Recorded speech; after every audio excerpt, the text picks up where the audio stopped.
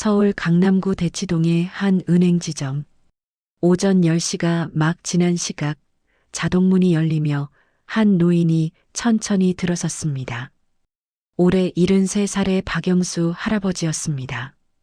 깔끔하게 다린 회색 정장에 반짝이는 구두, 그리고 손에는 오래된 서류 가방을 든 박 할아버지의 모습은 여느 은퇴한 회사원과 다를 바 없어 보였습니다. 하지만 그의 눈빛만큼은 달랐습니다. 50년 넘게 사업을 해온 사람 특유의 날카로우면서도 온화한 눈빛이었죠. 박 할아버지는 이 은행과 무려 47년을 함께했습니다. 1977년 26의 젊은 나이에 작은 철물점을 시작하면서 처음 이 은행의 통장을 만들었습니다. 당시만 해도 은행 건물은 2층짜리 낡은 건물이었고 직원도 5명뿐이었죠. 그때부터 박 할아버지는 성실하게, 정말 성실하게 살았습니다. 새벽 5시에 일어나 가게 문을 열고 밤 10시가 넘어서야 집에 돌아오는 생활. 주말도 명절도 없이 일했습니다. 그렇게 10년을 버티자 작은 철물점은 중견건자재 유통업체로 성장했습니다. 1990년대에는 사업이 더욱 번창했습니다. IMF 외환위기 때도 2008년 금융위기 때도 박 할아버지의 회사는 쓰러지지 않았습니다. 비결은 단순했습니다. 빚을 지지 않는 것, 현금을 쌓아두는 것, 그리고 직원들을 가족처럼 대하는 것. 나는 평생 은행 대출을 단 한 번도 받아본 적이 없어요. 박 할아버지가 자주 하시던 말이었습니다. 실제로 그랬습니다. 모든 사업 확장을 자기 자본으로만 했습니다. 그 결과 회사 계좌에는 항상 수십억, 수백억의 현금이 쌓여 있었죠. 그리고 그 모든 돈이 바로 이 은행에 있었습니다. 메인 뱅크로 삼은 지 47년. 박 할아버지에게 이 은행은 단순한 금융기관이 아니었습니다. 인생의 동반자였고 믿음의 상징이었습니다. 번호표 뽑으시고 기다려주세요. 창구 직원의 기계적인 목소리가 들렸습니다. 박 할아버지는 고개를 끄덕이고 번호표를 뽑았습니다. 67번. 전광판을 보니 현재 42번이 진행 중이었습니다. 25명이나 기다려야 하는구만. 박 할아버지는 한숨을 쉬며 대기 의자에 앉았습니다. 요즘 들어 은행이 많이 변했습니다. 예전에는 VIP 고객이면 별도 창구에서 바로 업무를 볼 수 있었는데 요즘은 그런 것도 없어졌습니다. 30분이 지났습니다. 번호는 겨우 53번까지만 진행되었습니다. 박 할아버지는 시계를 보았습니다. 11시 10분. 오늘 낮 12시에 중요한 미팅이 있었습니다. 저기요, 제가 VIP 고객인데요. 좀 급한 업무라서. 박 할아버지가 안내 데스크 직원에게 조심스럽게 말을 건넸습니다. 죄송하지만 순서대로 기다리셔야 합니다. 모든 고객님이 다 바쁘시거든요. 젊은 여직원의 답변은 차갑고 단호했습니다. 표정 하나 변하지 않았습니다. 마치 매뉴얼을 읽듯이 기계적이었죠.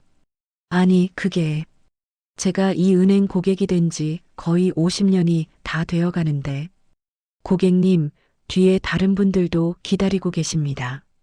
자리에 앉아서 기다려주세요. 박 할아버지는 더 이상 말하지 않았습니다. 원래 성격이 온화한 분이셨습니다. 다른 사람과 마찰을 빚는 것을 싫어했죠.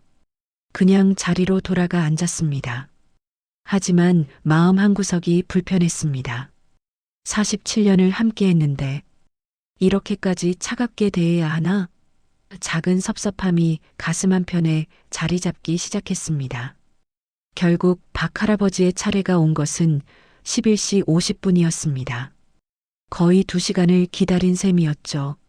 미팅 시간까지 10분밖에 남지 않았습니다. 어서 오세요. 무슨 업무 도와드릴까요? 창구 직원은 20대 후반으로 보이는 젊은 남자 직원이었습니다.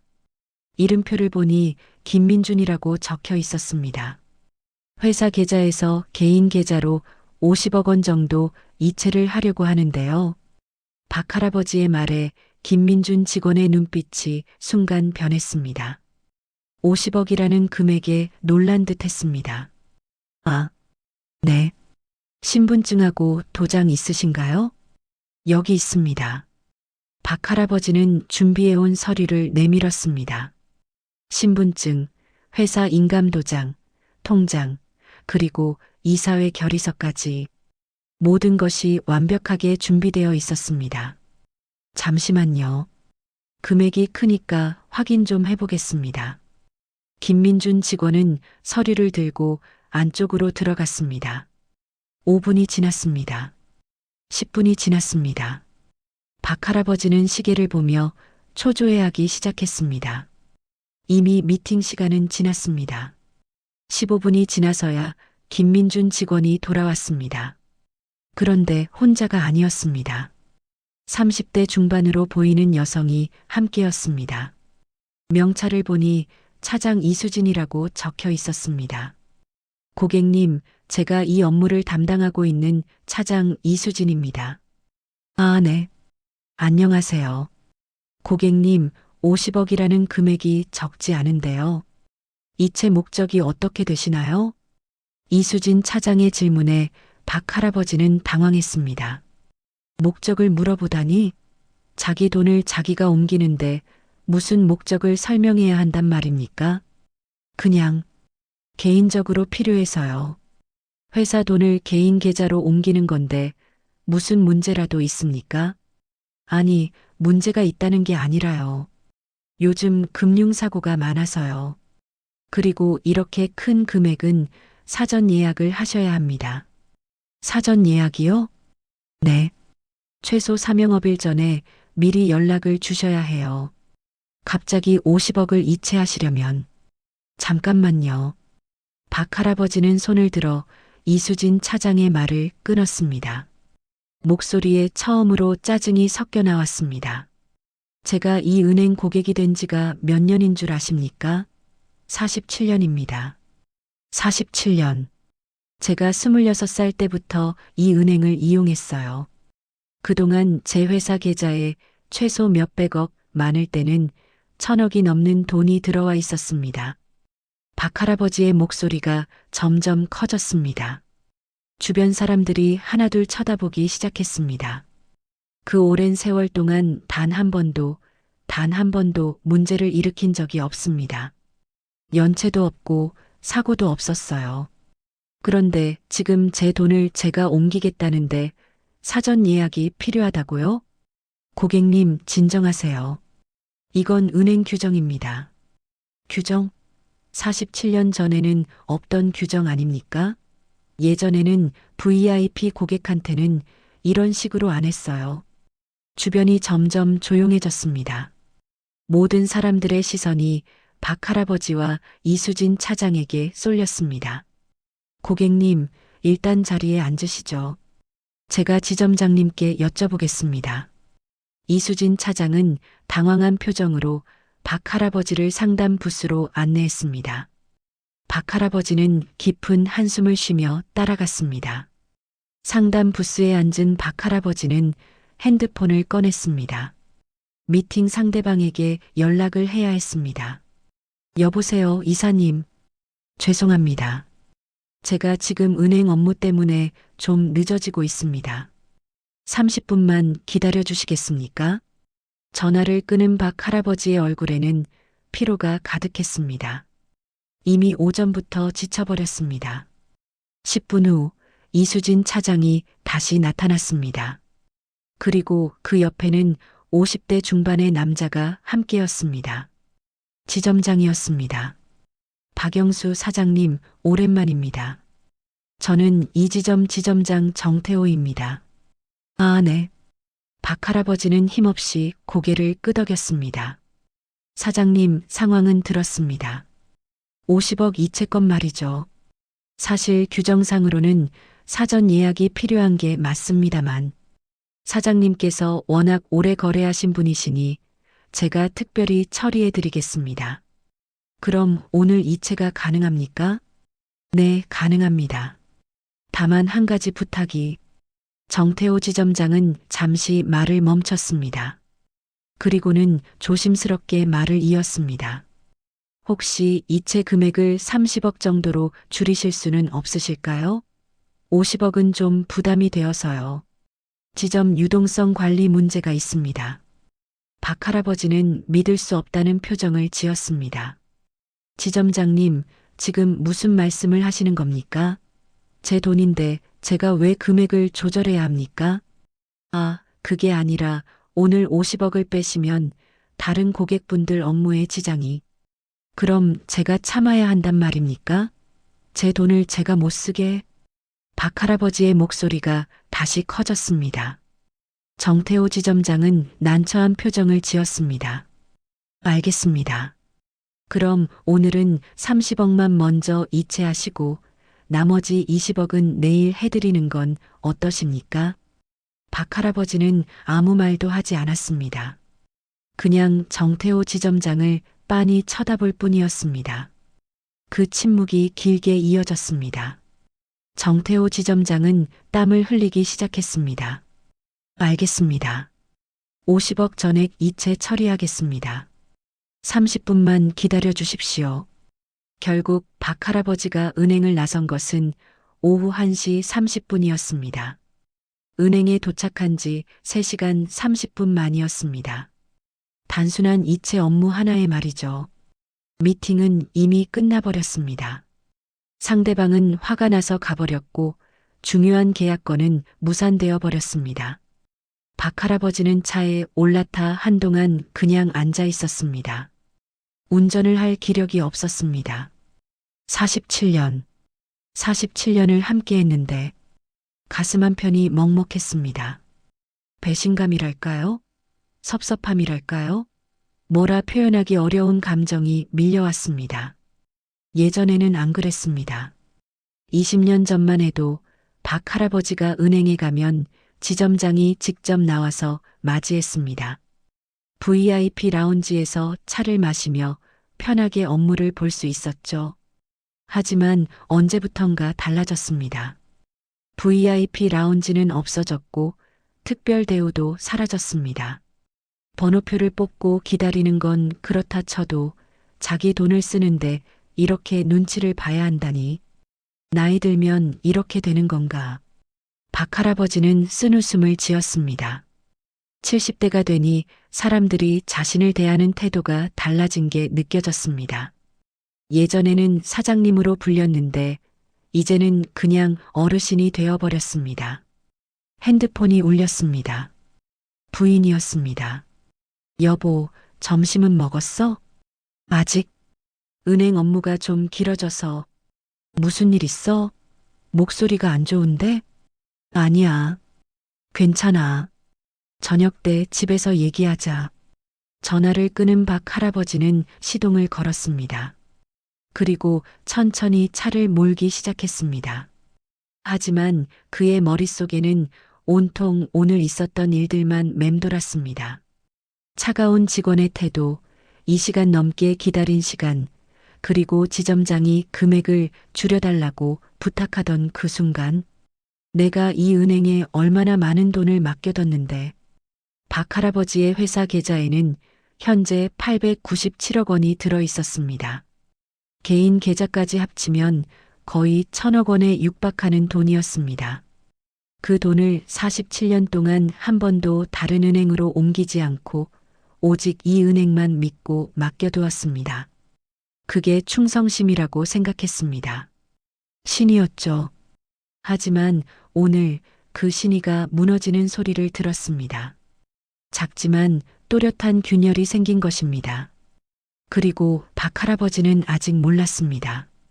이 작은 균열이 앞으로 얼마나 큰 파장을 일으킬지. 그래서 결국 50억은 이체했어? 저녁 식탁에서 부인 김순자 할머니가 물었습니다. 박 할아버지는 고개를 끄덕였습니다. 했지. 근데 기분이 참 이상하더라고. 왜? 무슨 일 있었어? 박 할아버지는 오늘 있었던 일을 차근차근 설명했습니다. 2시간 넘게 기다린 이야기, 직원들의 차가운 태도, 지점장이 금액을 줄여달라고 부탁한 이야기까지. 김순자 할머니는 듣다가 화가 났습니다. 뭐, 당신 돈을 당신이 쓰겠다는데 금액을 줄이라고? 그게 무슨 말이야? 나도 어이가 없었어. 47년을 거래했는데. 여보, 은행 바꾸는 게 어때? 요즘 다른 은행들은 VIP 고객 대우를 잘해준다던데. 박 할아버지는 고개를 저었습니다. 그게 47년이라는 세월이 있잖아. 쉽게 바꿀 수가 있나? 세월이 뭐가 중요해? 당신을 이렇게 무시하는데.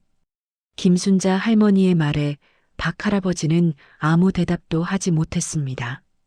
그날 밤 박 할아버지는 잠을 이루지 못했습니다. 천장만 바라보며 여러 생각에 잠겼습니다.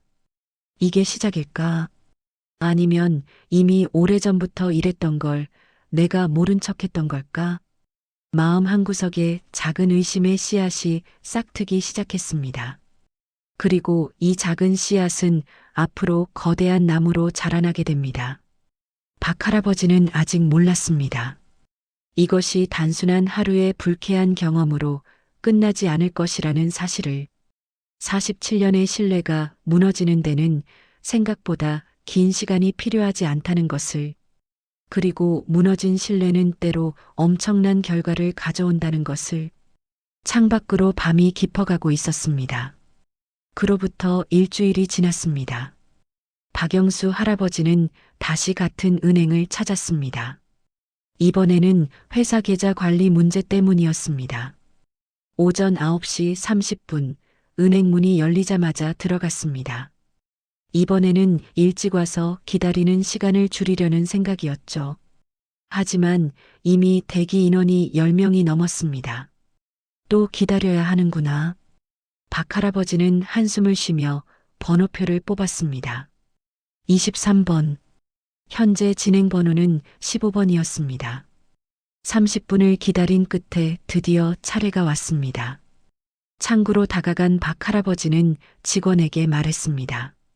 법인 체크카드 한도를 올리고 싶은데요.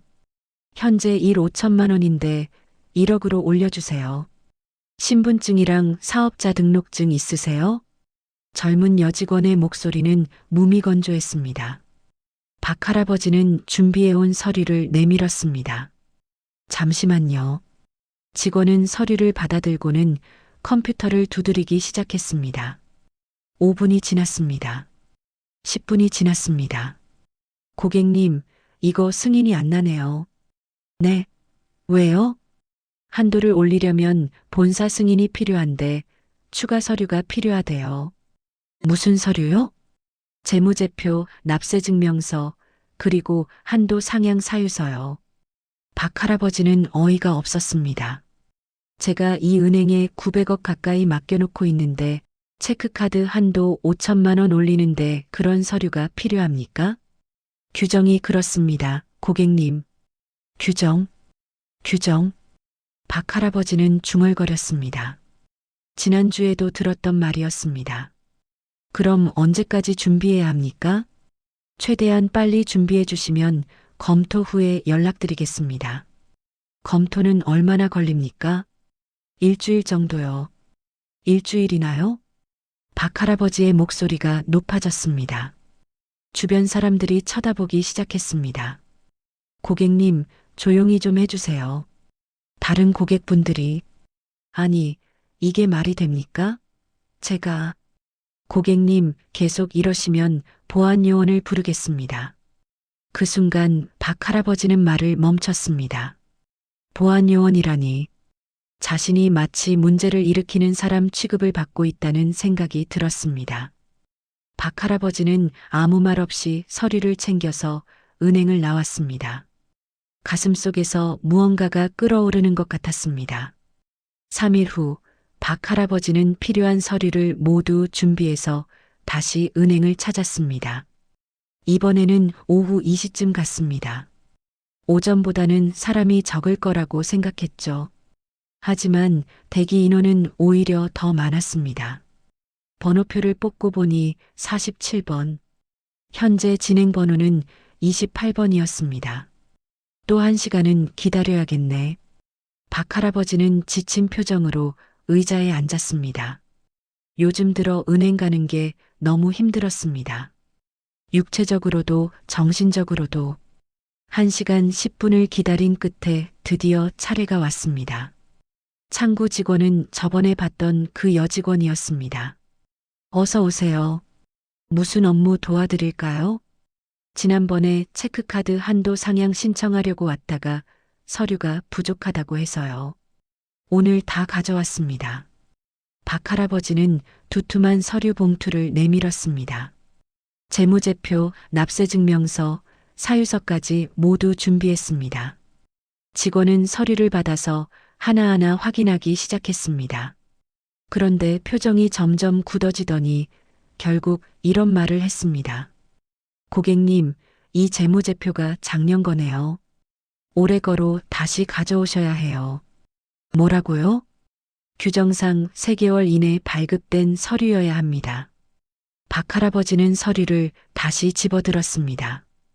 분명히 날짜를 확인하고 가져온 건데 3개월 이내라는 조건은 처음 듣는 얘기였습니다.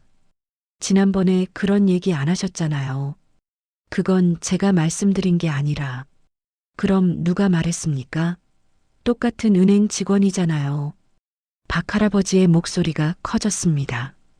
참고 또 참았지만 이번에는 도저히 참을 수가 없었습니다. 고객님, 진정하세요. 진정하라고요? 제가 몇 번을 왔다 갔다 합니까? 한 번 올 때마다 다른 얘기를 하는데 어떻게 진정을 합니까? 주변이 조용해졌습니다. 모든 사람들이 박 할아버지를 쳐다봤습니다. 그 시선들이 너무 무거웠습니다. 상담실로 가시죠. 창구 직원이 일어서며 박 할아버지를 안내했습니다. 박 할아버지는 고개를 떨구고 따라갔습니다. 마치 잘못한 학생이 교무실로 끌려가는 것 같았습니다. 상담실은 작고 답답했습니다. 유리로 되어 있어서 밖에서도 안이 훤히 보였습니다. 박 할아버지는 마치 전시된 것 같은 기분이 들었습니다. 고객님, 일단 물 한 잔 드세요. 직원이 종이컵에 담긴 물을 내밀었습니다. 박 할아버지는 받지 않았습니다. 물은 됐고 제 업무나 처리해 주세요. 고객님, 규정상 안 되는 건 저희도 어쩔 수 없어요. 그럼 왜 처음에 제대로 안 알려줬습니까? 3개월 이내 서류라는 걸 왜 처음에 안 말했어요? 그건 제가 실수한 겁니다. 죄송합니다. 죄송하다고 끝입니까? 제 시간이 얼마나 귀한데. 박 할아버지는 더 이상 말을 잇지 못했습니다. 갑자기 가슴이 답답해지며 숨이 가빠졌습니다. 고객님, 괜찮으세요? 직원이 놀라서 물었습니다. 박 할아버지는 가슴을 움켜쥐고 심호흡을 했습니다. 괜찮아요. 그냥 화가 나서.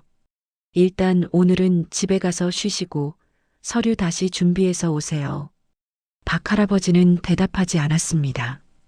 그냥 자리에서 일어나 상담실을 나왔습니다. 은행을 나와 주차장으로 가는 길, 박 할아버지의 다리에 힘이 풀렸습니다. 차에 겨우 올라탄 박 할아버지는 핸들에 머리를 기댔습니다. 이게 뭐 하는 짓인가? 혼잣말이 나왔습니다. 70대 노인이 체크카드 한도 5천만 원 올리는데 이렇게 고생해야 한단 말입니까? 그날 저녁 박 할아버지는 오랜만에 아들 박준혁에게 전화를 걸었습니다. 박준혁은 현재 미국에서 변호사로 일하고 있었습니다. 아버지, 무슨 일이세요? 아니다.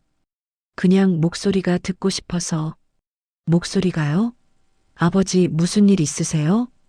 박준혁은 아버지의 목소리가 평소와 다르다는 걸 바로 알아챘습니다. 준혁아, 아버지가 은행에서 좀 이상한 일을 겪고 있단다. 박 할아버지는 최근에 있었던 일들을 차근차근 설명했습니다. 긴 대기 시간, 차가운 직원들의 태도, 반복되는 서류 요구까지 전화기 너머로 한동안 침묵이 흘렀습니다. 그리고 박준혁이 입을 열었습니다. 아버지, 은행 바꾸세요. 뭐? 그 은행 이상해요. 900억이나 맡겨놓은 고객한테 그렇게 대우하는 게 정상이 아니에요. 하지만 47년이나 아버지, 세월이 중요한 게 아니에요. 제대로 된 대우를 받는 게 중요한 거죠. 요즘 은행들 경쟁 심한 거 아시잖아요. 다른 은행 가시면 VIP 대우 제대로 받으실 수 있어요. 박준혁의 말에 박 할아버지는 생각에 잠겼습니다. 그래도 쉽게 결정할 일이 아니잖니. 아버지, 제가 한국 가면 같이 알아보죠. 다음 달에 갈 예정인데 그때까지 잘 생각해 보세요. 알았다. 전화를 끊은 박 할아버지는 한참을 멍하니 앉아 있었습니다. 은행을 바꾸다니. 47년을 함께한 은행을 바꾸다니. 하지만 한편으로는 아들 말이 맞는 것 같기도 했습니다. 이런 대우를 받으면서까지 굳이 그 은행을 고집할 이유가 있을까? 일주일 후 박 할아버지는 다시 은행을 찾았습니다. 이번에는 회사 직원 급여 계좌를 변경하는 업무였습니다. 박 할아버지의 회사에는 80명의 직원이 있었습니다. 모두 이 은행으로 급여를 받고 있었죠. 그런데 최근 직원들 사이에서 불만이 나오기 시작했습니다. 사장님, 저희 급여 계좌 다른 은행으로 바꿀 수 없을까요? ATM 수수료도 비싸고 영업점도 적어서 불편해요. 여러 직원들이 같은 얘기를 했습니다. 박 할아버지는 직원들의 불편을 해소해주고 싶었습니다. 그래서 은행에 제안을 했습니다. 직원 급여 계좌를 유지하는 조건으로 각 직원들에게 ATM 수수료 면제 혜택을 달라고요. 고객님, 그건 개인 고객 대상 상품이라 단체로는 안 됩니다. 제 회사 직원들입니다. 80명이에요. 그 정도면 혜택을 줄 수 있지 않습니까? 규정상 안 됩니다. 또 규정이었습니다. 박 할아버지는 지점장을 불러달라고 했습니다. 30분을 기다린 끝에 정태호 지점장이 나타났습니다. 사장님, 무슨 일이십니까? 박 할아버지는 상황을 설명했습니다. 정태호 지점장은 난처한 표정을 지었습니다. 사장님, 그게 본사 승인이 필요한 사안이라서요. 그럼 승인 받아주시면 되잖습니까? 승인이 날지 안 날지 모르겠습니다.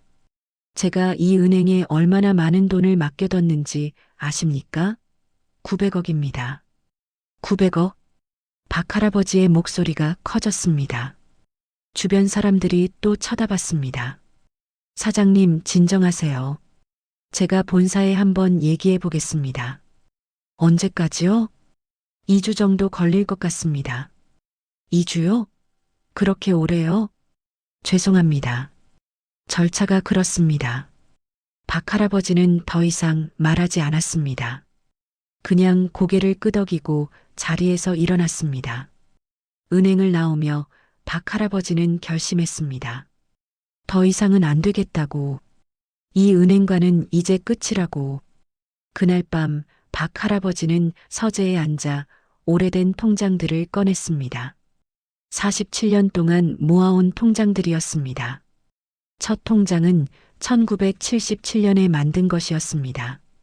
당시 잔액은 50만 원이었습니다. 그때는 50만 원도 큰 돈이었죠. 두 번째 통장은 1985년 것이었습니다. 사업이 커지면서 만든 법인 통장이었습니다. 세 번째, 네 번째, 통장은 계속 늘어났습니다. 박 할아버지는 통장들을 한 장 한 장 넘기며 과거를 회상했습니다. 그 시절 은행은 정말 따뜻했습니다. 지점장이 직접 나와서 악수를 청하고 차를 대접했습니다. 어려울 때는 조언도 해주고 좋은 상품도 소개해줬습니다. 그렇게 함께 성장해 왔습니다. 하지만 이제는 아니었습니다. 은행은 차가웠고 직원들은 기계적이었습니다.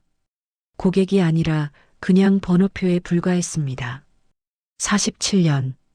정말 긴 세월이었는데 박 할아버지는 한숨을 쉬었습니다. 그리고 컴퓨터를 켰습니다. 인터넷 뱅킹 사이트에 접속해서 계좌 잔액을 확인했습니다.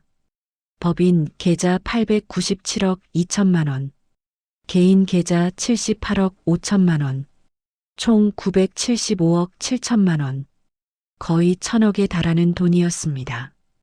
50년 인생을 바쳐 모은 돈이었습니다. 박 할아버지는 메모장을 꺼내서 뭔가를 적기 시작했습니다. 1.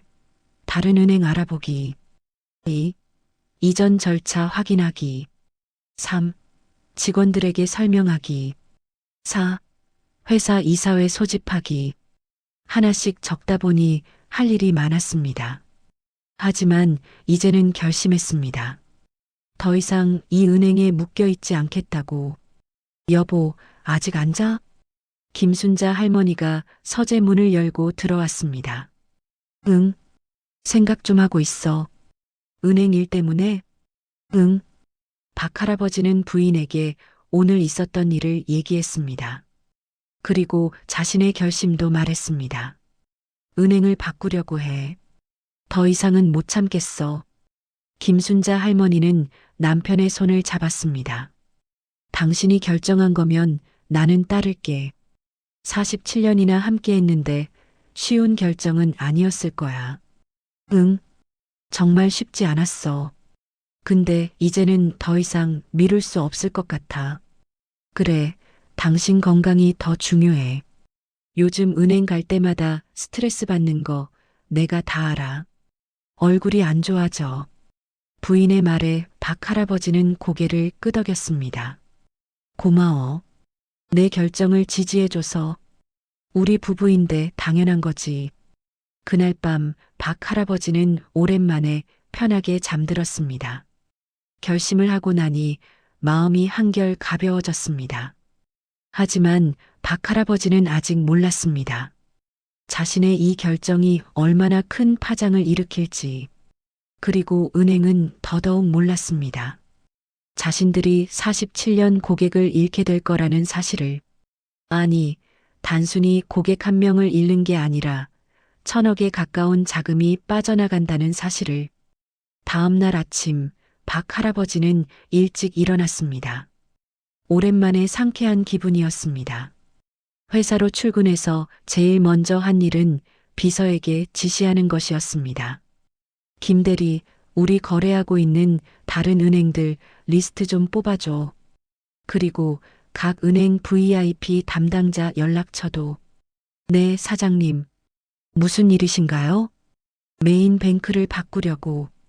김대리는 놀란 표정을 지었습니다. 네, 47년이나 거래한 은행을. 응, 이제 바꿀 때가 된 것 같아. 박 할아버지의 목소리는 확고했습니다. 더 이상 망설임이 없었습니다. 그날 오후 박 할아버지는 세계 은행의 VIP 담당자들을 만났습니다. 모두 박 할아버지를 극진히 대했습니다. 사장님, 저희 은행으로 오시면 전담 PB를 배정해 드립니다. 수수료는 모두 면제이고요. 특별금리 혜택도 드립니다. 직원분들 급여 계좌도 모두 혜택 적용해 드리겠습니다. 박 할아버지는 조용히 들었습니다. 그리고 비교했습니다. 지금 거래하는 은행과 차이가 너무 컸습니다. 하늘과 땅 차이였습니다. 내가 왜 진작 이렇게 안 했을까? 박 할아버지는 후회가 되었습니다. 47년이라는 세월에 매여서 관성에 젖어서 아무 생각 없이 살아온 자신이. 그날 저녁 박 할아버지는 현재 거래 은행의 정태호 지점장에게 전화를 걸었습니다. 지점장님, 저 박영수입니다. 아, 사장님. 무슨 일이십니까? 내일 오전에 은행에 가려고 합니다.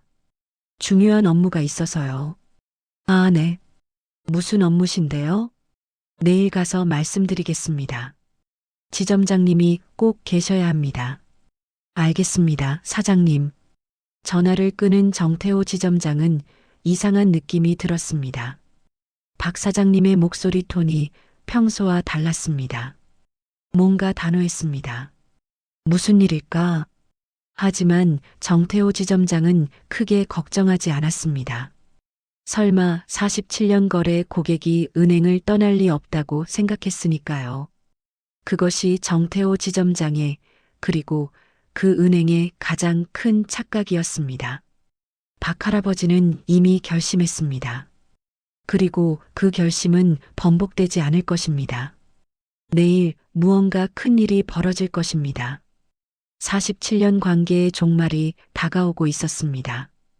2023년 10월 17일 화요일, 박영수 할아버지는 평소보다 일찍 일어났습니다. 시계를 보니 새벽 5시 30분이었습니다. 잠이 오지 않았습니다.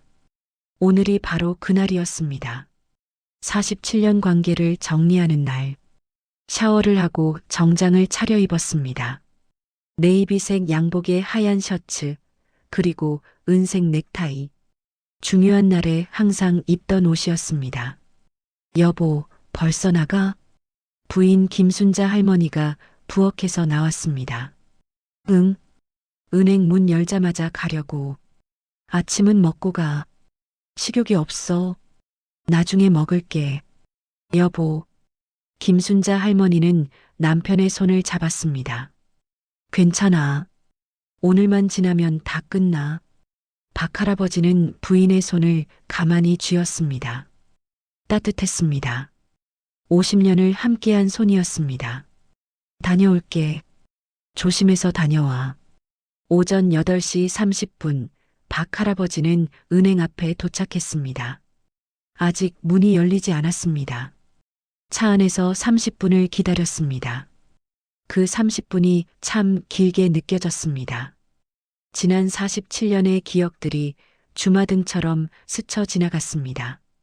오전 9시 정각, 은행 문이 열렸습니다. 박 할아버지는 서류 가방을 들고 은행 안으로 들어갔습니다. 안내 데스크에서 젊은 직원이 인사했습니다. 어서 오십시오. 무슨 업무 도와드릴까요? 지점장님을 만나러 왔습니다. 어제 미리 연락드렸어요. 성함이 어떻게 되시죠? 박영수입니다. 직원은 컴퓨터를 확인하더니 고개를 끄덕였습니다. 아, 네. 잠시만 기다려주세요. 5분 후 정태호 지점장이 나타났습니다. 사장님, 어서 오십시오. 이쪽으로 오시죠. 정태호 지점장은 박 할아버지를 VIP 상담실로 안내했습니다. 오랜만에 제대로 된 대우를 받는 기분이었습니다. 하지만 이미 늦었습니다. 사장님, 무슨 급하신 업무가 있으신가요? 상담실 문을 닫고 자리에 앉자마자 정태호 지점장이 물었습니다. 박 할아버지는 서류 가방을 열었습니다. 그리고 미리 준비해온 서류를 꺼냈습니다. 지점장님, 저희 은행과 거래를 종료하려고 합니다. 네. 정태호 지점장의 얼굴이 굳었습니다. 무슨 말씀이신지. 말 그대로입니다. 모든 계좌를 해지하고 전액 인출하겠습니다. 사장님, 갑자기 왜 그러십니까? 박 할아버지는 차분하게 대답했습니다. 갑자기가 아닙니다. 지난 몇 주 동안 제가 겪은 일들, 지점장님도 다 아시지 않습니까? 그건 저희 직원들이 미숙한 게 아닙니다. 시스템이 잘못된 겁니다. 47년 고객을 번호표 하나로 취급하는 시스템 말입니다. 정태호 지점장은 할 말을 잃었습니다. 사장님, 제가 잘못했습니다. 다시 한번 기회를 주십시오. 이미 늦었습니다. 결정했습니다. 박 할아버지는 서류를 지점장 앞으로 밀었습니다. 여기 해지 신청서와 필요한 서류 다 준비했습니다. 빨리 처리해 주시기 바랍니다. 정태호 지점장은 서류를 집어들었습니다. 손이 떨렸습니다. 계좌 해지 신청서에는 모든 계좌 번호가 적혀 있었습니다. 법인 계좌 3개, 개인 계좌 5개, 총 8개의 계좌, 그리고 그 계좌들의 총 잔액 975억 7천만 원. 사장님, 이게 천억에 가까운 금액인데 알고 있습니다. 제 돈이니까요. 이렇게 갑자기는 어렵습니다. 사전에 통보를 해주셔야. 통보요? 박할아버지의 목소리가 차갑게 식었습니다. 제가 50억 이체할 때도 사전 통보하라고 하셨죠? 그때는 제 요청을 무시하셨으면서 지금은 통보를 해야 한다고요? 그건 이중잣대 아닙니까? 정태호 지점장은 땀을 흘리기 시작했습니다. 사장님, 일단 진정하시고. 저는 진정되어 있습니다. 지점장님이 진정하세요.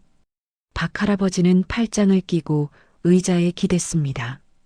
오늘 중으로 처리해 주십시오. 오늘은 불가능합니다. 왜요? 이 정도 금액은 본사 승인이 필요합니다. 그럼 지금 본사에 연락하세요. 그래도 최소 일주일은. 일주일이요?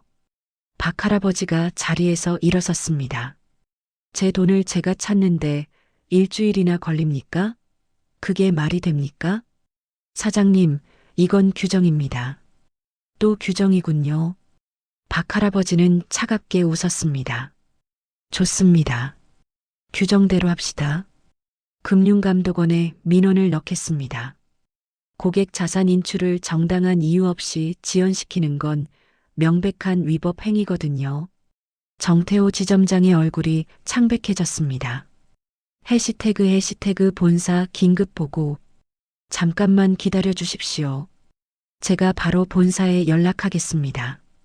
정태호 지점장은 급히 상담실을 나갔습니다. 그리고 곧바로 본부장에게 전화를 걸었습니다. 본부장님, 큰일 났습니다. 무슨 일인가? 박영수 사장님이 전액 인출하겠답니다. 뭐? 박영수? 그 47년 거래 고객? 네. 975억입니다. 전화기 너머로 침묵이 흘렀습니다. 긴 침묵이었습니다. 지금 당장 올라오게. 아니, 내가 내려가지. 네.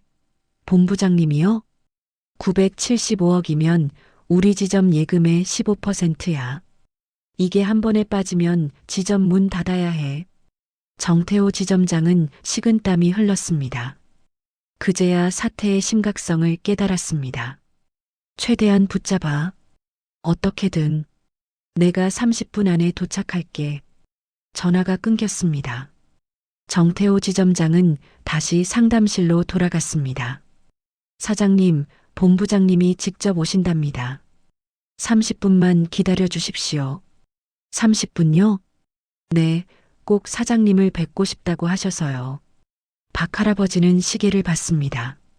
9시 40분이었습니다. 좋습니다. 10시 10분까지 기다리겠습니다. 그때까지 안 오시면 저는 금융감독원으로 갑니다. 네, 꼭 오십니다. 박할아버지가 상담실에서 기다리는 동안 은행 안은 술렁이기 시작했습니다. 야, 저 VIP 상담실에 계신 분 박영수 사장님이잖아. 응. 그분이 1,000억 빼간다는데? 헐, 진짜? 우리 은행에서? 지점장님 얼굴 봤어? 완전 하얗던데. 직원들 사이에서 소문이 퍼져나갔습니다. 그리고 그 소문은 고객들에게까지 전해졌습니다. 저기요, 이 은행 괜찮은 거 맞죠? 한 고객이 창구 직원에게 물었습니다. 네, 무슨 말씀이세요? 1,000억씩 빠져나간다는데 괜찮냐고요. 아, 그건 개인적인 사정이신 것 같습니다.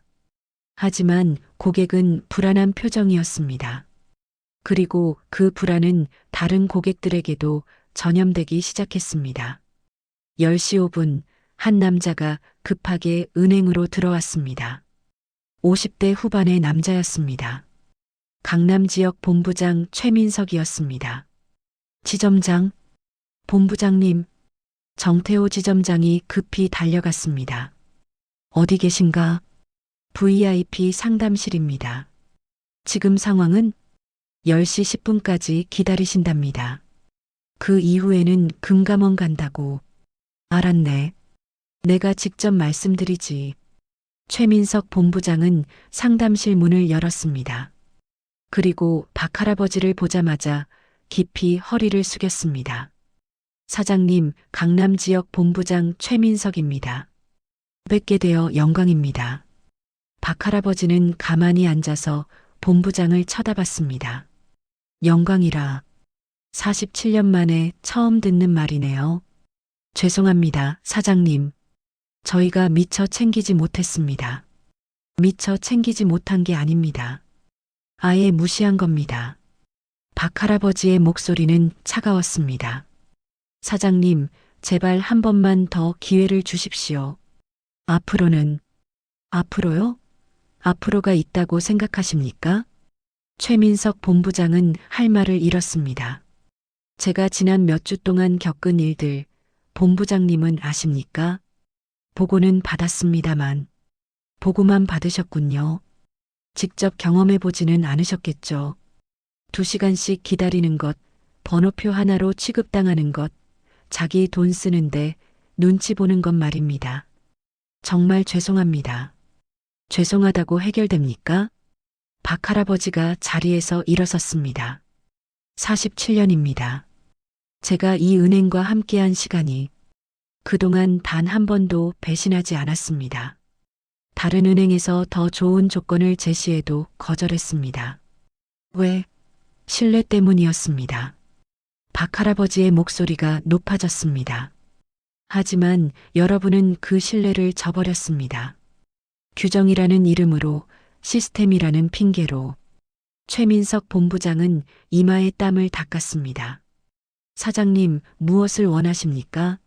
말씀만 해주시면 다 해드리겠습니다. 이제 와서요? 전담 PB도 배정하고 모든 수수료 면제하고 특별 금리도 드리겠습니다. 그런 건 진작에 했어야죠. 직원 교육도 다시 하겠습니다. VIP 라운지도 다시 만들겠습니다. 박할아버지는 고개를 저었습니다. 본부장님, 이미 늦었습니다. 저는 이미 다른 은행과 얘기가 끝났습니다. 다른 은행이요? 네. 어제 계약했습니다. 오늘 여기서 돈을 찾으면 바로 그쪽으로 옮깁니다. 최민석 본부장의 얼굴이 창백해졌습니다. 사장님, 975억이면 저희 지점이 큰 타격을 입습니다. 제발, 그건 제 문제가 아닙니다. 여러분 문제죠. 사장님, 직원들 생각해 주십시오. 이 지점에 80명의 직원이 있습니다. 이렇게 되면 모두가 피해를 봅니다. 박할아버지는 잠시 말을 멈췄습니다. 직원들, 그 말에 마음이 흔들렸습니다. 하지만 이내 고개를 저었습니다. 그 직원들이 저를 어떻게 대했는지 아십니까? 기계처럼 대했습니다. 제가 사람인지도 모르는 것처럼. 그건 교육의 문제입니다. 제가 책임지고. 본부장님, 박할아버지가 최민석 본부장의 말을 끊었습니다. 이제 그만하시죠. 저는 이미 결정했습니다. 변하지 않습니다. 최민석 본부장은 마지막 카드를 꺼냈습니다. 사장님, 975억을 한 번에 인출하시는 건 물리적으로 불가능합니다. 뭐라고요? 현금으로는 불가능합니다. 그리고 이체로 하시려면 본사 승인이 필요합니다. 그래서요? 최소 3일은 걸립니다. 박할아버지는 최민석 본부장을 똑바로 쳐다봤습니다. 본부장님, 지금 저를 협박하시는 겁니까? 아닙니다. 사실을 말씀드리는 겁니다. 좋습니다.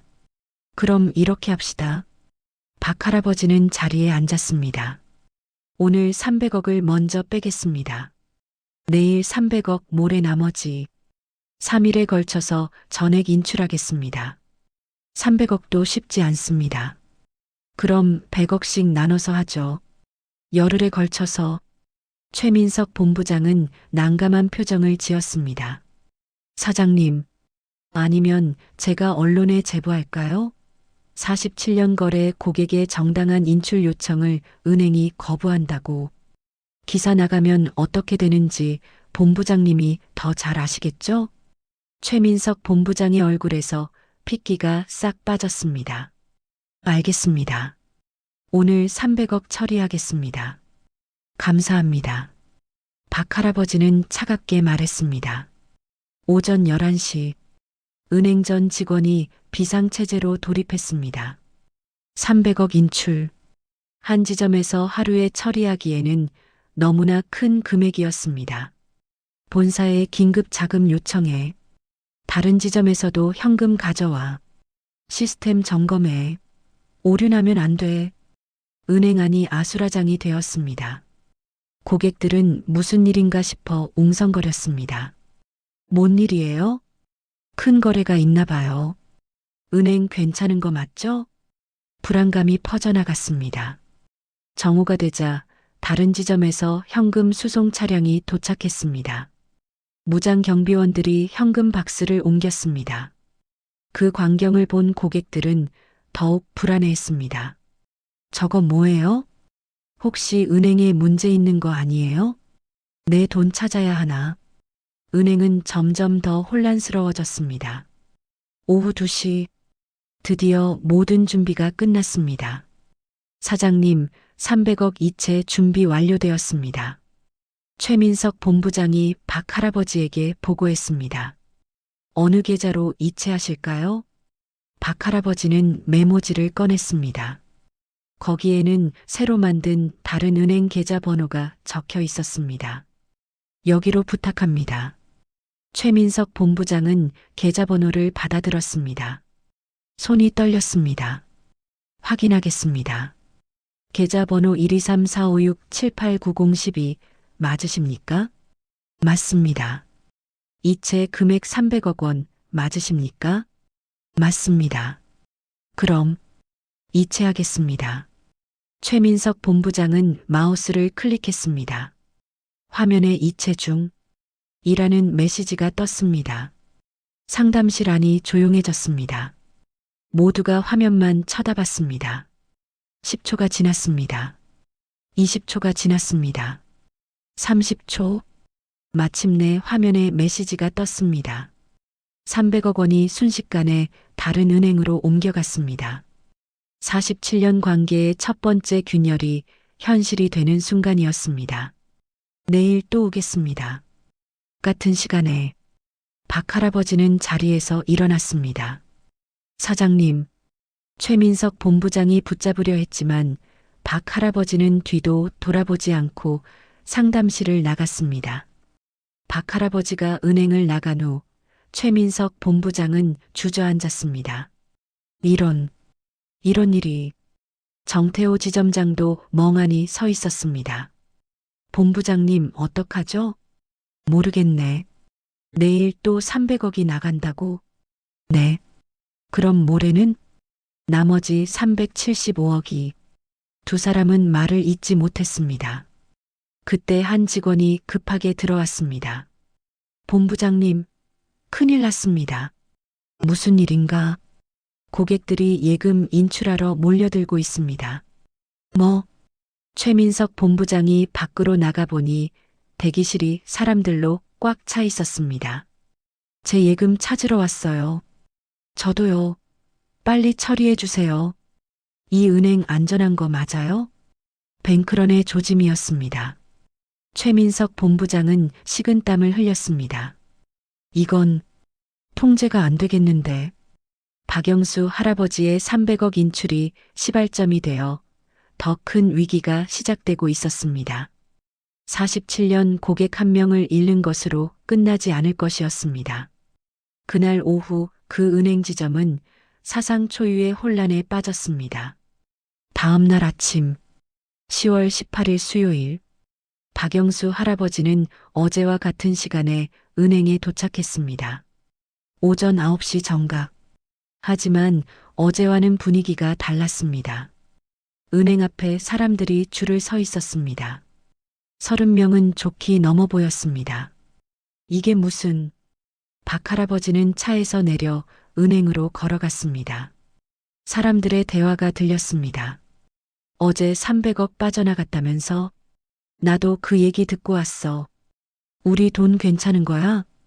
일단 찾아놓는 게 나을 것 같아서 박할아버지는 가슴이 철렁했습니다.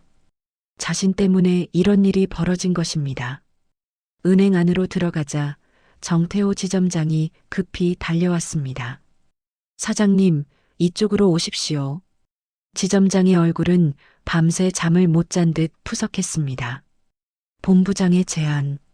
VIP 상담실로 들어가자 최민석 본부장이 이미 기다리고 있었습니다. 그리고 그 옆에는 처음 보는 남자가 한 명 더 있었습니다. 사장님, 어제는 죄송했습니다. 소개해드리겠습니다. 이분은 본사 리테일 금융본부장 김태준 상무님입니다. 60대 초반으로 보이는 남자가 일어나 깊이 인사했습니다. 박영수 사장님 뵙게 되어 영광입니다. 김태준입니다. 안녕하세요. 박할아버지는 짧게 인사하고 자리에 앉았습니다. 사장님, 제가 간밤에 사장님에 대해 많이 알아봤습니다. 김태준 상무가 입을 열었습니다. 47년 무사고 고객, 평생 대출 한 번 안 받으신 분, 직원들에게 가족처럼 대하시는 경영자. 정말 존경스럽습니다. 이제 와서 그런 말씀은 아닙니다. 진심입니다. 그리고 저희가 사장님을 어떻게 대했는지도 다 확인했습니다. 김태준 상무는 서류를 꺼냈습니다. 지난 3개월간 사장님이 방문하신 기록, 대기 시간, 처리 내역 다 확인했습니다. 저희가 정말 잘못했습니다. 박할아버지는 아무 말도 하지 않았습니다. 사장님, 오늘 300억 인출하시면 됩니다. 준비되어 있습니다. 하지만 그 전에 제 제안을 들어주시겠습니까? 무슨 제안입니까? 이 지점을 사장님 전용 지점으로 만들겠습니다. 네. 박할아버지는 놀란 표호로 김태준 상무를 쳐다봤습니다. 사장님만을 위한 전담팀을 구성하겠습니다. 5명의 직원이 오직 사장님만 케어합니다. VIP 라운지도 새로 만들고 사장님이 원하시는 모든 걸 해드리겠습니다. 그리고 사장님 회사 직원 80분 모두에게 프리미엄 혜택을 드리겠습니다. 수수료 전액 면제, 특별금리, 전담 상담사까지. 김태준 상무의 제안은 파격적이었습니다. 사장님이 지난 47년간 저희에게 보여주신 충성심에 대한 보답입니다. 늦었지만 지금이라도 제대로 하겠습니다. 박할아버지는 한동안 말이 없었습니다. 그리고 천천히 입을 열었습니다. 상무님, 그게 진심입니까? 물론입니다. 그럼 묻겠습니다. 만약 제가 300억이 아니라 30억만 가지고 있었다면 상무님이 여기 오셨을까요? 김태준 상무는 대답하지 못했습니다. 만약 제가 평범한 월급쟁이 할아버지였다면 이 시간씩 기다리는 저에게 누가 관심이라도 가졌을까요? 그건 결국 돈 때문 아닙니까? 975억이 아까워서 지점 문 닫을까봐 두려워서 이러시는 거잖아요. 박할아버지의 목소리에는 슬픔이 묻어났습니다. 상무님, 저는 사람 대접을 받고 싶었습니다. 돈 때문이 아니라 사람이기 때문에 존중받고 싶었어요. 사장님, 47년이라는 세월이 제게 어떤 의미인지 아십니까? 제 인생의 3분의 2입니다. 청년 시절부터 노년까지 함께한 시간이에요. 박할아버지의 눈시울이 붉어졌습니다. 그런데 여러분은 그 세월을 번호표 하나로 취급했습니다. 규정이라는 차가운 단어로 제 마음을 짓밟았어요. 상담실 안이 조용해졌습니다. 그때 정태호 지점장이 입을 열었습니다. 사장님, 제가 고백할 게 있습니다. 무슨 고백입니까? 정태호 지점장은 고개를 숙였습니다. 사실 사장님을 차별한 건 직원들이 아니었습니다. 저였습니다. 무슨 말씀입니까? 본사에서 지시가 내려왔습니다. VIP 고객 관리를 강화하라고. 하지만 인력은 부족하고 실적 압박은 심했습니다. 정태호 지점장의 목소리가 떨렸습니다. 그래서 저는 기존 오래된 고객들은 어차피 안 떠날 거라고 생각했습니다. 47년이나 거래한 분들이 어디 가겠냐고 대신 새로운 고객 유치에만 집중했습니다. 신규 고객에게는 최고의 서비스를 제공했지만 사장님 같은 기존 고객은 방치했습니다. 정태호 지점장이 고개를 들었습니다. 눈에 눈물이 고여 있었습니다. 제가 잘못했습니다. 47년 충성심을 당연하게 여겼습니다. 사장님의 마음을 몰라줬습니다. 박할아버지는 놀라서 지점장을 쳐다봤습니다. 사장님, 어제 사장님이 떠나신 후에 저는 밤새 생각했습니다. 제가 은행원이 된 이유가 뭐였는지. 20년 전 제가 이 은행에 처음 입사했을 때입니다. 정태호 지점장이 회상하기 시작했습니다. 저는 신입사원이었고 실수도 많이 했습니다. 한 번은 큰 실수를 해서 고객님께 손해를 끼쳤었죠. 그때 제가 얼마나 두려웠는지. 그런데 그 고객님이 저를 용서해 주셨습니다. 젊은 사람이 실수할 수도 있지. 다음부터 조심하면 되라고 하시면서요. 정태호 지점장은 눈물을 닦았습니다. 그분 덕분에 저는 은행원으로 계속 일할 수 있었습니다. 그리고 다짐했죠. 나도 저런 따뜻한 은행원이 되어야겠다고. 하지만 언제부턴가 저는 변했습니다. 실적에 쫓기고 승진에 목매고 고객을 숫자로만 보기 시작했습니다. 정태호 지점장이 박할아버지를 똑바로 쳐다봤습니다. 사장님을 통해 제가 잃어버린 걸 깨달았습니다. 은행의 본질을 잃어버렸다는 걸요.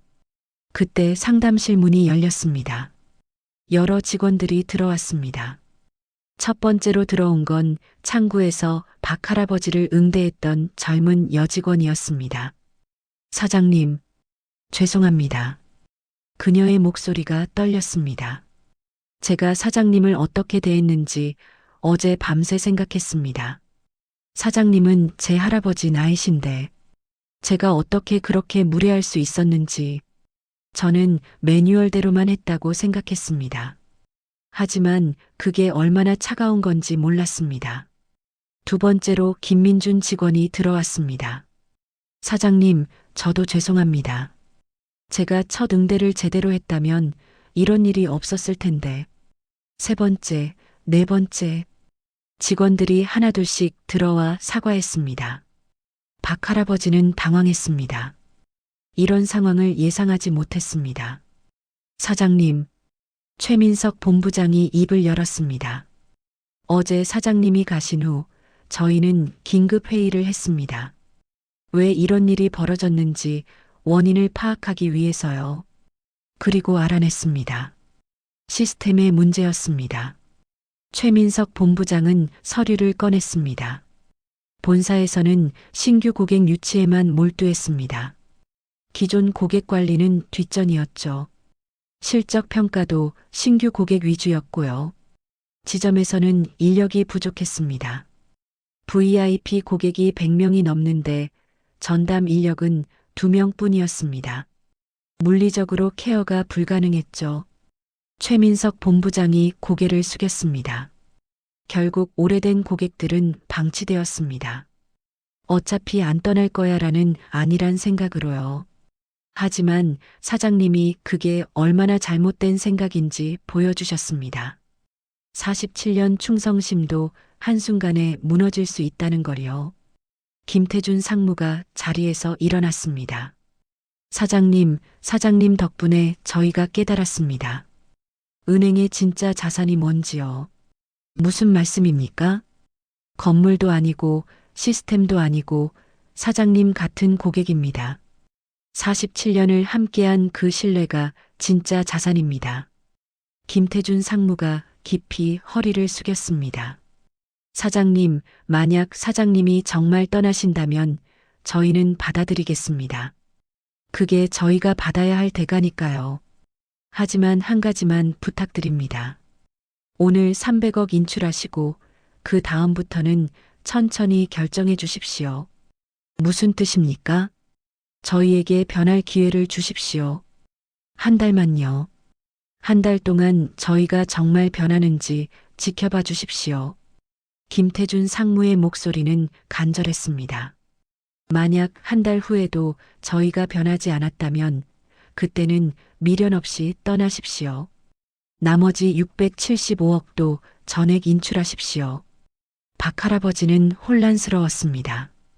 분명히 마음먹었던 일인데 이렇게 진심으로 사과하고 변하겠다는데 어떻게 해야 할지 저는 이미 다른 은행과 약속했습니다. 알고 있습니다. 하지만 사장님의 마음이 완전히 돌아선 건 아닌 것 같습니다. 김태준 상무가 박 할아버지를 쳐다봤습니다. 만약 완전히 마음이 떠나셨다면 어제 한 번에 다 빼셨을 겁니다. 하지만 사장님은 3일로 나누셨죠. 왜일까요? 그건 혹시 저희에게 기회를 주시려는 건 아니었을까요? 마지막으로 저희가 변하는지 보고 싶으셨던 건 아닐까요? 박 할아버지는 할 말을 잃었습니다. 사실이었습니다. 한 번에 다 뺄 수도 있었는데 왜 3일로 나눴을까요? 마음 한편에는 아직 미련이 남아 있었던 것입니다. 47년이라는 세월이 그렇게 쉽게 지워지는 건 아니었습니다. 사장님, 오늘 300억은 약속대로 인출하십시오. 저희는 막지 않겠습니다. 김태준 상무가 말했습니다. 하지만 나머지는 한 달 후에 결정해 주십시오. 한 달 동안 저희가 어떻게 변하는지 지켜봐 주십시오. 그리고 만약 마음에 안 드시면 그때는 정말 미련 없이 떠나십시오. 저희도 받아들이겠습니다. 정태호 지점장이 한 걸음 앞으로 나왔습니다. 사장님, 제가 제안이 있습니다. 무슨 제안입니까? 사장님을 저희 고문으로 모시고 싶습니다. 고문이요? 네. 급여는 드리지 않습니다. 대신 사장님께서 한 달에 한 번씩 이 지점을 방문하셔서 저희를 평가해 주십시오. 정태호 지점장의 눈빛은 진지했습니다. 고객의 눈으로 저희를 봐주십시오. 뭐가 잘못되었는지, 어떻게 개선해야 하는지 조언해 주십시오. 사장님 같은 분이 저희 곁에 계시면 저희는 초심을 잃지 않을 수 있을 것 같습니다. 박 할아버지는 감동했습니다. 이런 제안을 받을 줄은 몰랐습니다. 알겠습니다.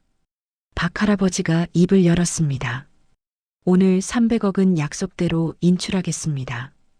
직원들의 표정이 어두워졌습니다. 하지만 박 할아버지가 말을 이었습니다. 나머지는 한 달 후에 결정하겠습니다. 순간 상담실 안이 조용해졌습니다. 그리고 이내 안도의 한숨이 흘러나왔습니다. 정말입니까, 사장님? 네. 한 달 동안 지켜보겠습니다. 진짜 변하는지 아니면 그냥 말뿐인지. 김태준 상무가 깊이 고개를 숙였습니다.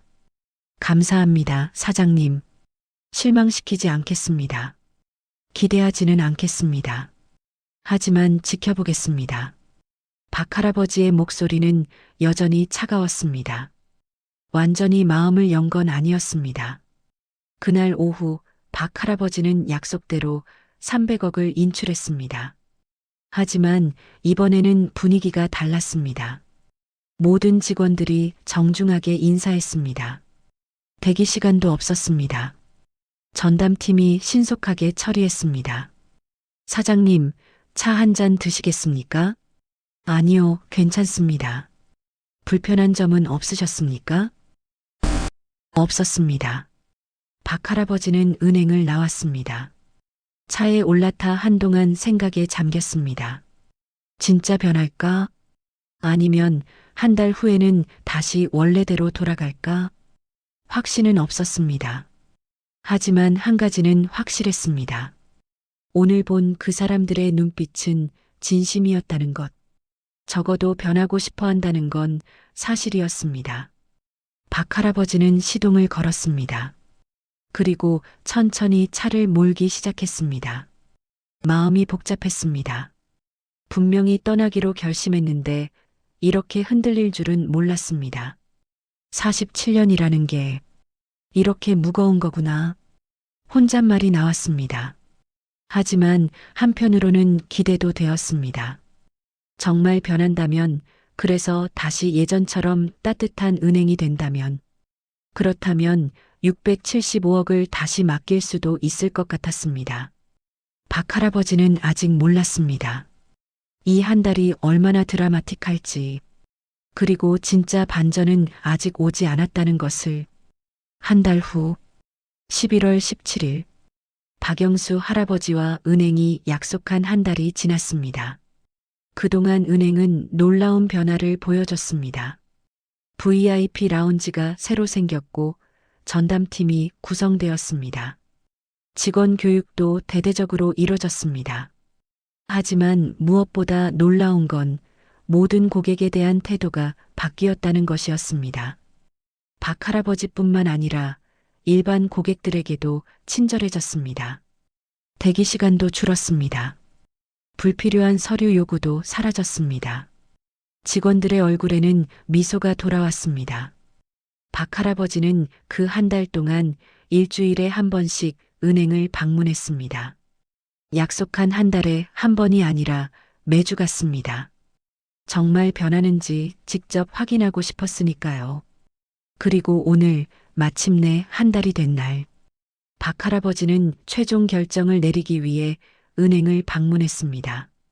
사장님, 한 달 동안 저희가 어떻게 변했는지 보셨습니까? VIP 라운지에서 김태준 상무가 물었습니다. 그의 목소리에는 긴장감이 묻어났습니다. 박 할아버지는 천천히 고개를 끄덕였습니다. 네, 봤습니다. 많이 변했습니다. 그럼, 하지만 아직 결정하지 못했습니다. 김태준 상무의 표정이 어두워졌습니다. 사장님, 더 무엇을 해드려야 할까요?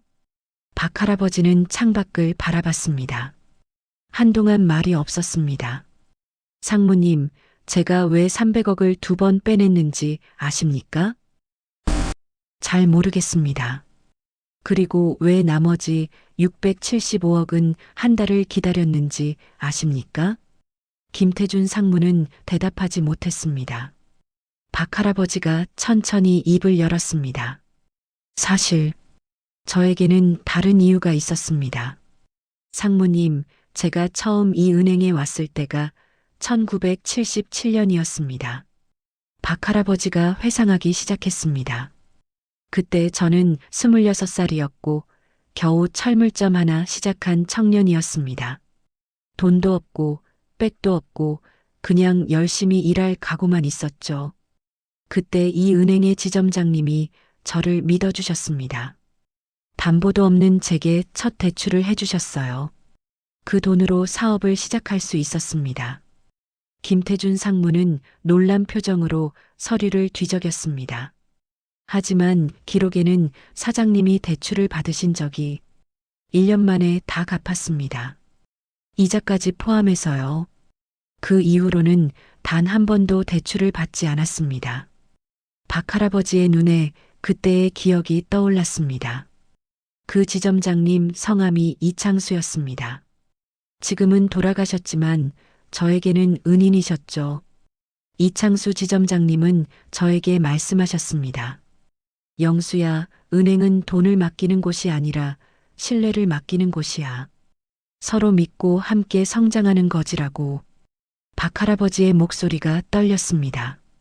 그래서 저는 47년 동안 이 은행만 믿었습니다. 다른 은행에서 아무리 좋은 조건을 제시해도 거절했어요. 이창수 지점장님과의 약속 때문이었습니다. 이창수 지점장님은 5년 전에 돌아가셨습니다. 박 할아버지가 말을 이었습니다. 돌아가시기 직전에 저를 부르셨어요. 병원에 찾아갔더니 이렇게 말씀하시더군요. 박 할아버지는 눈을 감았습니다. 그때의 기억이 생생했습니다. 영수야, 은행이 많이 변했어. 예전 같지 않아. 하지만 너는 변하지 마. 사람을 먼저 생각하는 경영자로 남아라. 그게 진짜 부자야라고 하셨습니다. 그리고 마지막으로 이런 말씀도 하셨어요. 만약 은행이 너를 배신하거든 미련 갖지 마. 떠나. 하지만 한 번은 기회를 줘.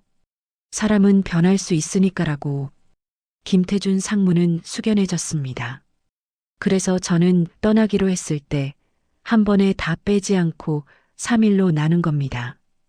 기회를 주고 싶었어요. 여러분이 변할 수 있는 기회를요.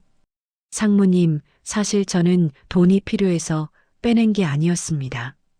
박 할아버지가 폭탄 발언을 했습니다. 네. 600억을 빼낸 진짜 이유.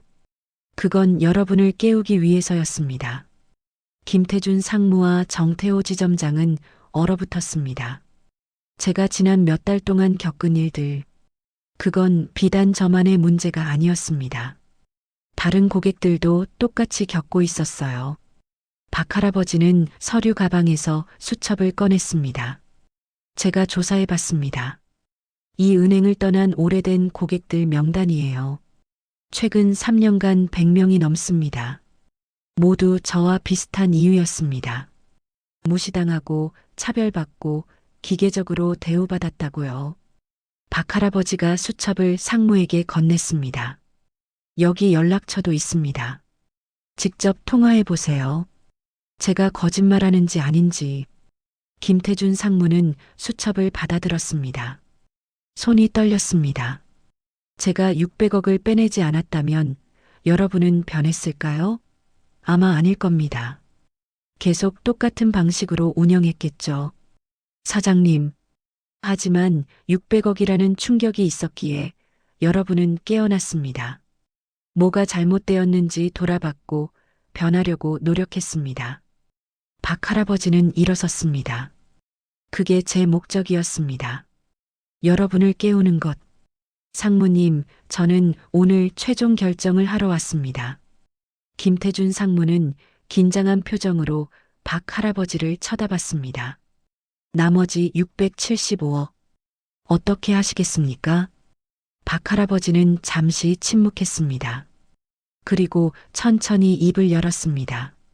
다시 입금하겠습니다. 네. 상담실 안이 순간 조용해졌습니다. 그리고 이내 안도의 한숨이 터져 나왔습니다.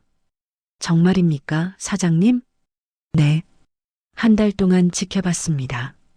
여러분은 진짜로 변했습니다. 박 할아버지의 눈에 눈물이 고였습니다.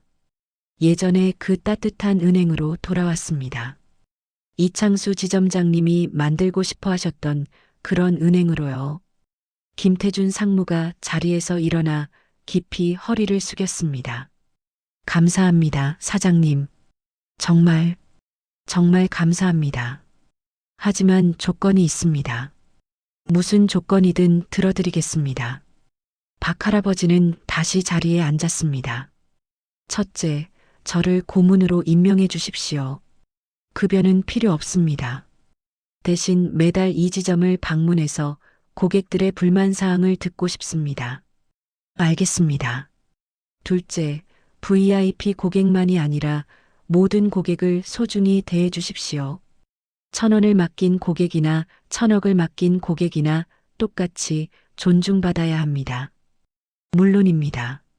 셋째, 직원들의 근무 환경을 개선해 주십시오. 직원들이 행복해야 고객도 행복합니다. 김태준 상무는 하나하나 메모하며 끄덕였습니다. 넷째, 박 할아버지는 잠시 말을 멈췄습니다. 그리고 눈을 감고 깊은 숨을 쉬었습니다. 이창수 지점장님을 기리는 작은 공간을 만들어 주십시오.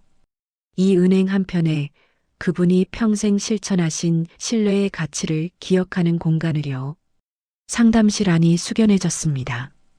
그리고 그 공간에 글을 하나 새겨 주십시오. 은행은 돈이 아니라 신뢰를 맡기는 곳입니다라고.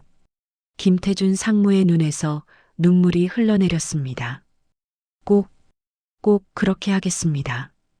그날 오후 박 할아버지는 다른 은행에서 빼놓았던 600억과 추가로 75억을 더해서 총 675억 원을 다시 입금했습니다. 입금 과정은 조용하고 차분했습니다. 더 이상 혼란도 패닉도 없었습니다. 모든 것이 완벽하게 준비되어 있었습니다. 사장님, 입금 완료되었습니다. 전담 직원이 공손하게 말했습니다. 감사합니다. 박할아버지는 통장을 받아들었습니다. 잔액이 다시 975억 7천만 원으로 돌아왔습니다. 47년 전 50만 원으로 시작한 통장이 이제 1,000억에 가까운 돈이 담긴 통장이 되었습니다. 하지만 중요한 건 금액이 아니었습니다.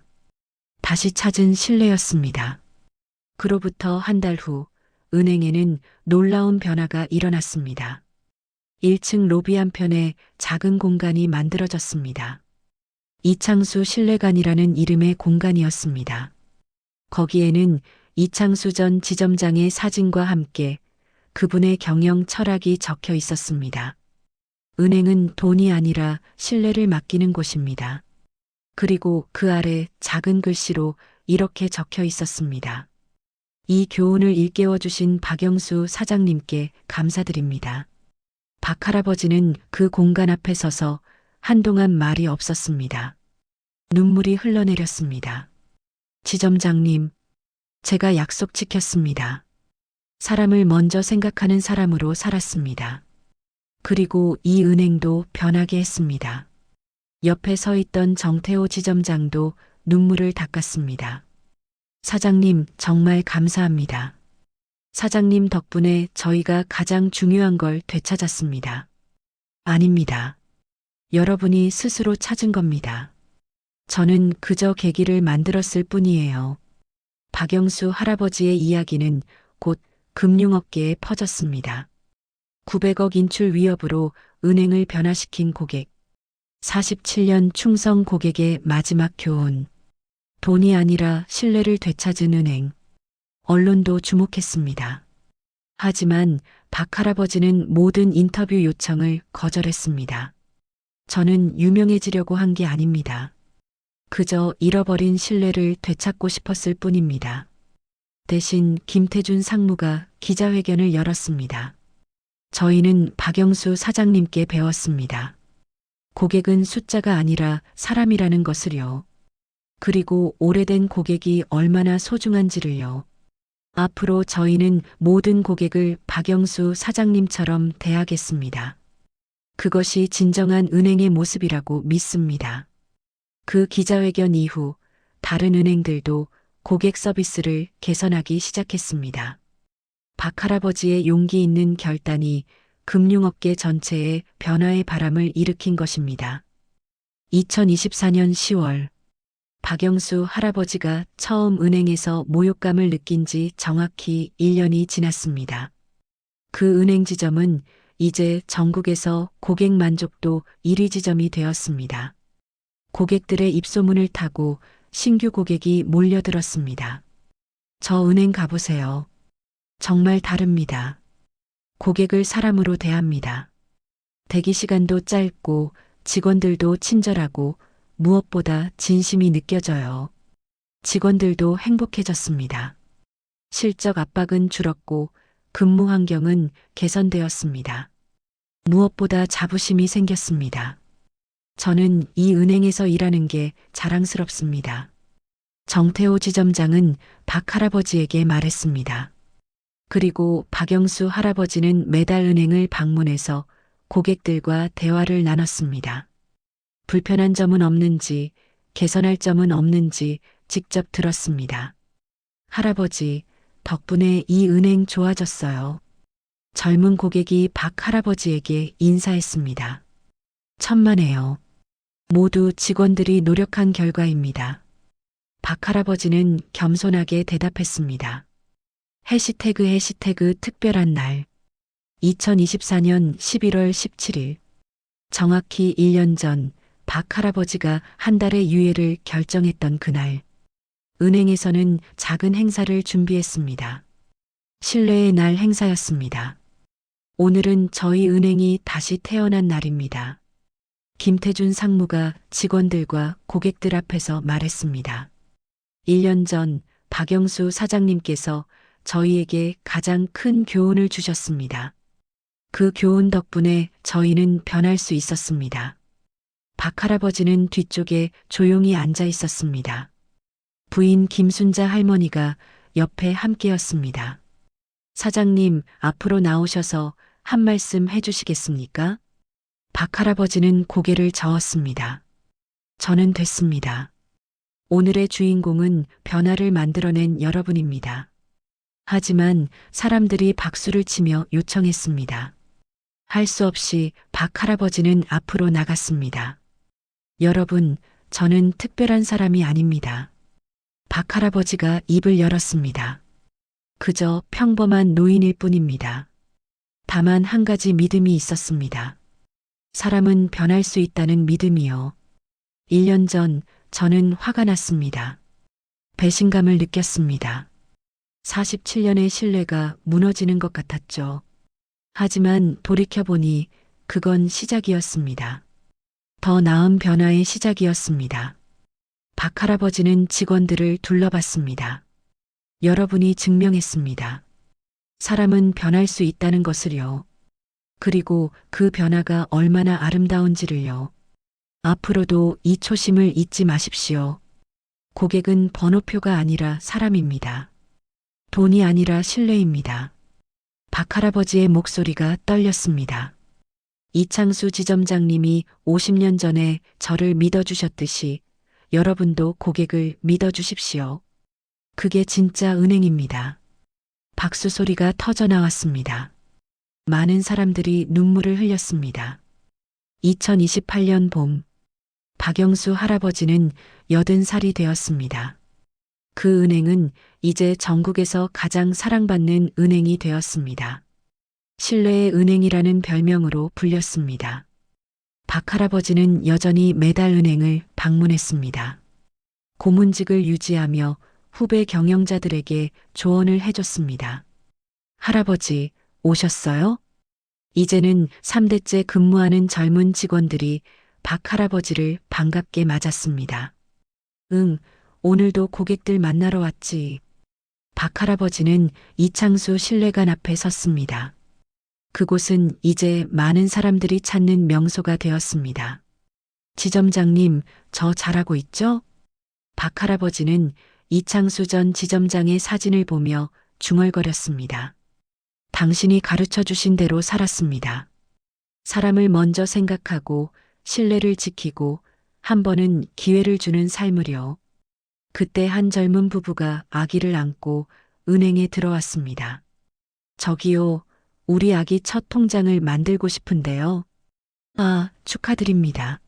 이쪽으로 오세요. 직원이 밝게 웃으며 안내했습니다. 박할아버지는 그 광경을 보며 미소 지었습니다. 그래, 이게 은행이지. 새로운 인생이 시작되는 곳, 꿈을 맡기는 곳. 50년 전 26 청년 박영수가 50만 원으로 시작했던 것처럼 오늘도 누군가의 새로운 시작이 이 은행에서 이루어지고 있었습니다. 그날 저녁 박할아버지는 집에 돌아와 서재에 앉았습니다. 오래된 통장들을 꺼내서 한 장 한 장 넘겼습니다. 1977년부터 2028년까지 51년의 기록이었습니다. 마지막 페이지에 박할아버지는 펜을 들었습니다. 그리고 조용히 글을 적었습니다. 2024년 10월 17일. 나는 900억을 인출하겠다고 선언했다. 그것은 분노 때문이 아니었다. 배신감 때문도 아니었다. 그것은 마지막 교육이었다. 사랑하는 제자들에게 주는 은행은 돈이 아니라 신뢰를 맡기는 곳이라는 것을. 그리고 그들은 배웠다. 아름답게 변했다. 이창수 선생님, 저 잘했죠? 박할아버지는 펜을 놓고 눈을 감았습니다. 창밖으로 봄바람이 불어왔습니다. 새로운 계절, 새로운 시작의 바람이었습니다. 47년의 신뢰가 한순간 무너질 뻔했지만 결국은 더 강한 신뢰로 다시 태어났습니다. 그리고 그 신뢰는 앞으로도 계속될 것입니다. 세대를 넘어, 시간을 넘어 영원히. 후기 -1년 뒤 실화. 이 이야기가 알려진 후 전국의 많은 은행들이 변화하기 시작했습니다. VIP 고객만이 아니라 모든 고객을 존중하는 문화가 확산되었습니다. 오래된 고객을 소중히 여기는 분위기가 만들어졌습니다. 그리고 무엇보다 직원들이 고객을 사람으로 대하기 시작했습니다. 박영수 할아버지의 900억 인출 소동은 단순한 해프닝이 아니었습니다. 그것은 잃어버린 가치를 되찾는 혁명이었습니다. 돈보다 신뢰가 중요하다는 것, 숫자보다 사람이 먼저라는 것, 그리고 진정한 고객 만족은 시스템이 아니라 마음에서 나온다는 것. 오늘도 어디선가 박영수 할아버지 같은 분이 은행을 방문하고 계실 겁니다. 그분들이 번호표가 아니라 사람으로 대접받기를 바랍니다. 그것이 이 이야기의 진짜 의미입니다.